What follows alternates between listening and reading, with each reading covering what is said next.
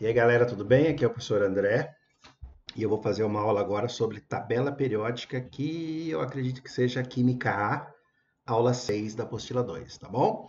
Tabela periódica a gente já viu na primeira série e hoje essa aula é programada, é uma aula de conceitos fundamentais, organização, estrutura, então é bem básico, né? Eu acredito que todo mundo vai conseguir fazer numa boa os exercícios, tá? Historicamente tem dois caras importantes. O primeiro foi Mendeleev. Esse cara aqui, ele era russo, vivia na Sibéria, tá? E ele organizou a primeira tabela periódica, assim, que realmente funcionou bem como uma ferramenta aí para os cientistas. Era uma tabela periódica organizada em ordem crescente de massa, tá? Ele era um cara muito inteligente, não era só um gato, mas era muito inteligente também. Ele, ele morava totalmente isolado de todo mundo, né? E conseguiu desenvolver uma tabela tão boa que tinha espaços nela para que fossem colocados elementos que seriam, né, descobertos no futuro, né? Então tinha espaço lá para alguns elementos. Um químico descobria lá um elemento, já estava o espaçozinho dele guardado lá na tabela do Mendeleev, né?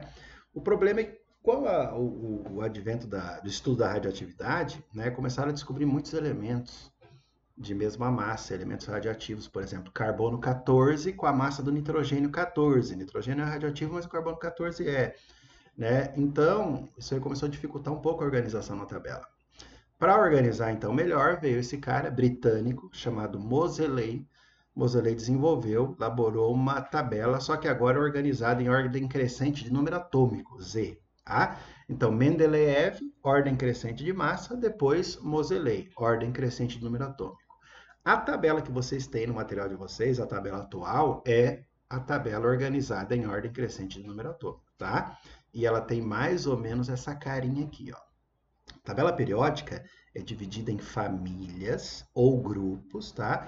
Que são essas colunas aqui verticais, são 18 colunas que agrupam elementos com características parecidas, semelhantes, tá? Então, todo mundo que está nessa família 17 aqui, ó, tá aqui porque tem características parecidas. Todo mundo que está nessa família 18 está aqui porque tem características parecidas. Quem está nessa família 2 ou nessa família 3 está nessa família por ter características parecidas, tá? São 18 famílias numeradas de 1 a 18 e algumas numerações especiais que a gente vai ver logo, logo ali pela frente, tá? E essas linhas horizontais, que são 7, nós chamamos de período. O que os períodos agrupam? Agrupam elementos com características, elementos que têm o mesmo número, desculpa, de camadas. Então, quem está nesse primeiro período aqui, ó, tem uma camada só. Quem está no segundo período tem duas camadas. Quem está no terceiro período, três camadas. Quem está no sétimo período, 7 camadas, tá? Aqui não são novos períodos. Na verdade, todo mundo que está aqui, ó, pertence ao sexto período. Tá aqui, ó. E todo mundo que está aqui nessa última linha, todo mundo aqui pertence ao sétimo período. Se está no sétimo período, tem 7 camadas. Se está no terceiro período, tem 3 camadas, ou 3 níveis de energia. Lembra lá do modelo atômico de Thomson? Basicamente isso, tá?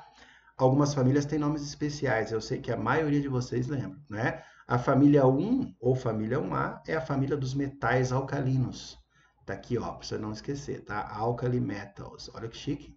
Família 2, ou 2A, família dos metais alcalinos terrosos, Alkaline Earth Metals. Nossa, milhei agora, hein? Daí aqui, ó, tem alguns nomes especiais. Aqui é a família do boro, família do carbono, família do nitrogênio. Aqui, ó, nós chamamos de calcogênios, que é a família 16. Os halogênios, que é a família 17. E os gases nobres na família 18, tá? Então é bom você saber o que é um elemento da família dos calcogênios, é a família 16, família dos halogênios, gases nobres, metais alcalinos terrosos e metais alcalinos, tá? Os períodos não têm nomes especiais, só as famílias, isso é muito importante, tá?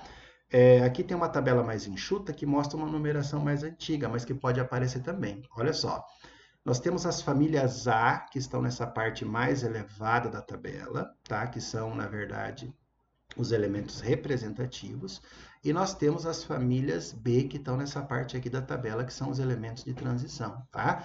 Então tem essa nomenclatura também, essa forma de numerar, desculpa, a tabela. Família 1 ou 1A, 2 ou 2A.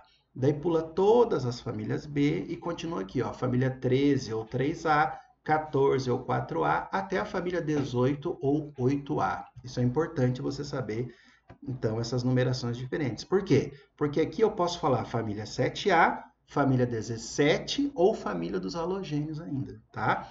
Aqui eu posso falar família 2, família 2A ou ainda família dos metais alcalinos terrosos. Isso é bem importante, tá? Uma outra forma de dividir a tabela é dividir em elementos representativos e elementos de transição. Os elementos representativos são aqueles em que a distribuição eletrônica termina no subnível S ou no subnível P, tá? Então, todo mundo que está aqui, ó, é elemento representativo porque termina em S. Quem está na família 1A tem um elétron na última camada, termina em S1, tá? Quem está na família 2A termina em S2. Aqui todo mundo termina em P, ó. P1, P2, P3, P4, P5 e P6. Então, terminou em P ou terminou em S, terminou o quê, professor? A distribuição eletrônica é elemento representativo. Se terminar em subnível D ou terminar a distribuição em subnível F, nós chamamos de elementos de transição. Aqui é transição externa e aqui onde está a rosinha, transição interna. Tudo bem? Isso é importante, vale a pena você dar uma olhada também no teu material, tá? Elementos representativos, então aqui está em rosa, né? Os elementos de transição, que aqui está nessa cor, nesse azul clarinho. Daí o hidrogênio, que é o inclassificável, ficou numa corzinha diferente, e os gases nobres, que são os elementos mais estáveis da tabela periódica, numa corzinha diferente também. Mas se terminar em S ou P é representativo, D ou F é de transição, tá bom? Outra coisa importante é a classificação em elementos cisurânicos e transurânicos, tá? Nós temos o urânio aqui, que tem número atômico 92. Todo elemento que tem um número atômico maior que 92 é chamado de transurânicos, além do urânio, tá vendo? E todos eles são artificiais. E todos os elementos que têm número atômico inferior ao do urânio, nós chamamos de cisurânicos, tá? Dos cisurânicos, que são artificiais, nós temos o tecnécio e o promécio. Tudo bem? Então tá aqui, ó, elementos naturais, número atômico inferior a 92, elementos artificiais maior que 92. Mas quem é o número atômico 92? É o urânio. Tudo bem? Inferior cisurânicos, superior transurânicos. Beleza, gente? É basicamente isso que a gente tem para essa aula. Espero que vocês aproveitem bastante e resolvam os exercícios, pelo menos de assimilação e aperfeiçoamento da apostila de vocês. Um abraço e até breve.